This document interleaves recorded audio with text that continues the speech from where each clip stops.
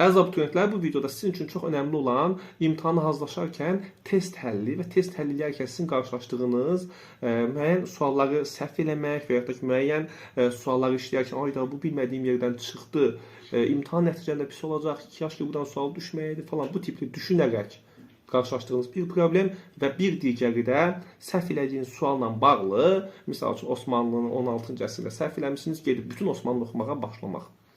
Ona görə nə deyirik? Harda səhv eləmişsinizsə son günlərdə, həmən ki səhv elədiyiniz yeri gedib oxuyun. Yəni bütün materialı oxumağa çalışmaq sizin fikrinizi dağıda bilər. Aydındır?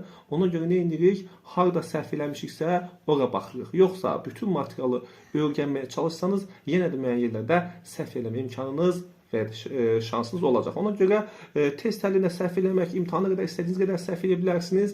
Önəmli olan imtahanda daha az səhv eləməkdir. Səhvlərimizi düzəldərək güclənirik. Hər kəsə uğurlar, son günləri yaxşı dəyərləndirin.